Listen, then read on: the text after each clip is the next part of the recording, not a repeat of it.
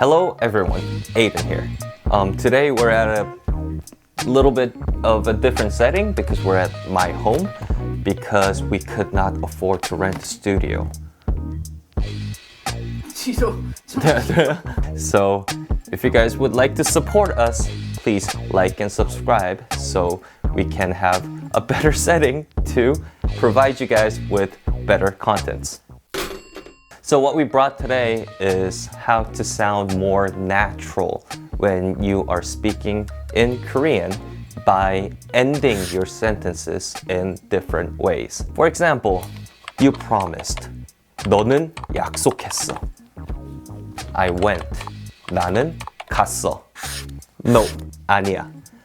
While grammatically it is correct, it does not sound natural at all, and then you just sound like a robot. 너는 약속했어. 나는 갔어. So let me help you with that. Today we're going to talk about 3 different ways of ending your sentences. First one is 잖아, which is isn't it? And then 거든, and therefore. And lastly, 가지고, which is so. Number 1, 잖아. What it is basically a reiteration. So you are reminding the counterpart of the facts that you and the counterpart knows already. And naturally, it could be a friendly reminder of the information that is previously known, or it could be blaming the counterpart by saying, you should have known this already. Let me explain. Like I said, you promised. 너는 약속했어. Instead of this, you can say 약속했잖아. Which would literally translate into didn't we have a promise? Didn't you promise?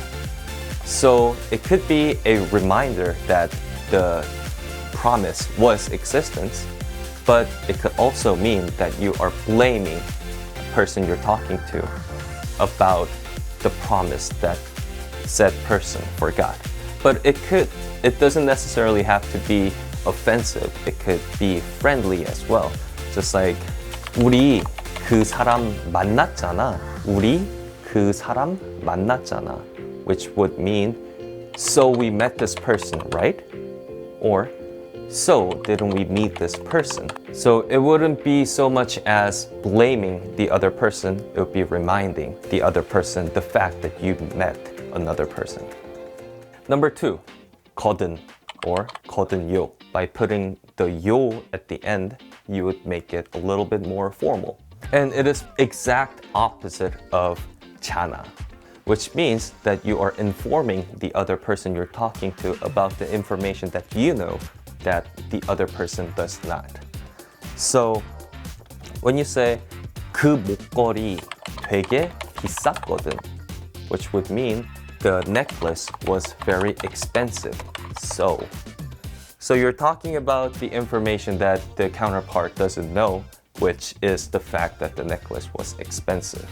And also, just like 잖아, this could be a verbal weapon when you're trying to remind the other party that you have done something or you know something already. Just like 이미 했거든, which would translate into I did already. It's a little bit different than 이미 했어, which would also mean I did. But the subtle difference in the tone is that 했거든 would mean I did, and then 했어 would mean I did. If you can catch the subtle difference between those two. Just like that, 이미 알거든, which would mean I know, I already know, if you didn't notice, which is slightly different than 알아요, which would mean I know, pretty casually. So if you want to say, you know I'm a student, right? So I live with my parents. How would you say it? The first thing that would probably have come up to your mind is 저는 학생입니다. I am a student. 그래서 and therefore 부모님이랑 살아요. I live with my parents. But again, that sounds like a robot. In more of a natural way, how you would say it is 저는 학생이잖아요. 그래서 부모님이랑 살거든요. So 저는 학생이잖아요. You know I'm a student, right? Again, sharing a mutually understood information. And 부모님이랑 살거든요.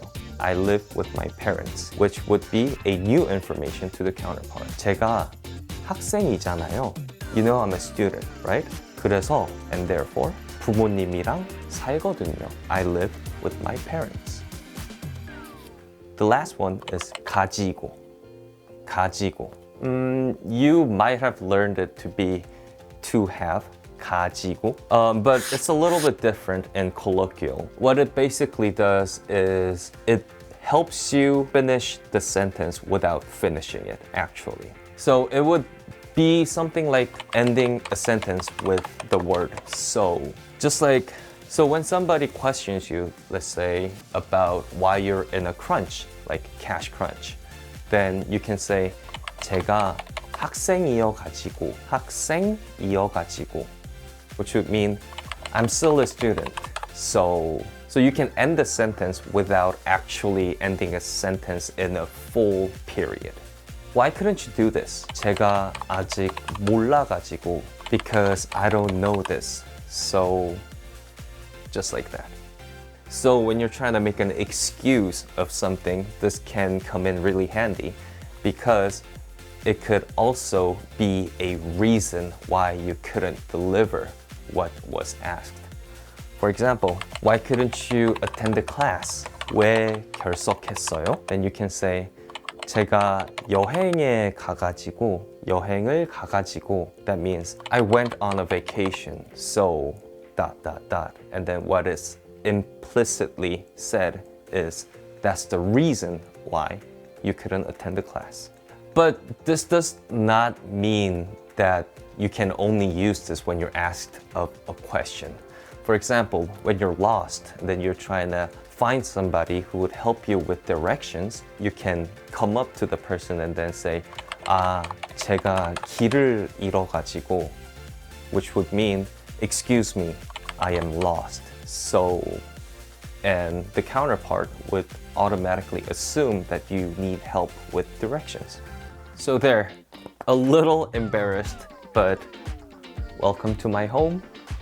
And hopefully in a better circumstances, Ayden은 돌아올 거예요.